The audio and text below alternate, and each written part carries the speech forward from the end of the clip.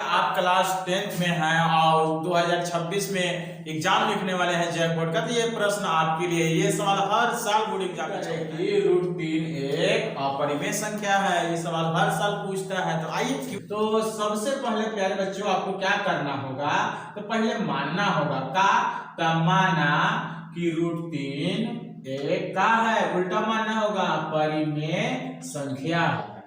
काहे उल्टा मानेंगे, क्योंकि हमको सिद्ध करके दिखाना है अपरिमेय, तो इसलिए हम लोग उसको विरोधाभास मानेंगे, उल्टा मानेंगे।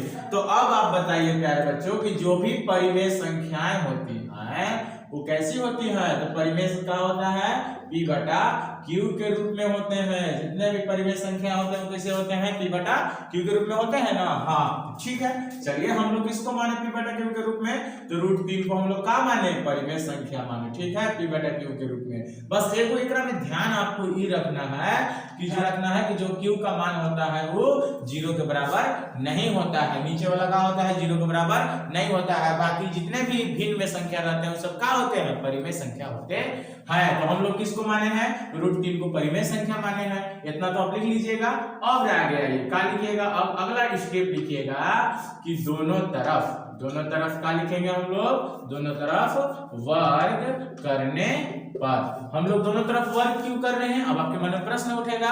तो बाबू दोनों तरफ वर्ग करने से कोई परिवर्तन चेंज नहीं होते। तो चलिए मेरे पास क्या था, तो देखिए √3 था एक तरफ और बराबर में क्या था, P बटा Q। तो इसका भी वर्ग हम लोग कर रहे हैं और इसका भी हम लोग वर्ग कर दे रहे हैं। तो देखिएगा ध्यान से, √3 का वर्ग करेंगे सर तो √3 गुना √3 होता है। ठीक है सर, और इसका अगर हम लोग वर्ग करेंगे तो P का स्क्वायर और बटा में नीचे Q का स्क्वायर। एक राउंड और लिखिए, तो √3 गुना करेंगे तो सर अपन लोग के पास क्या आ जाएगा, √9 आ जाएगा।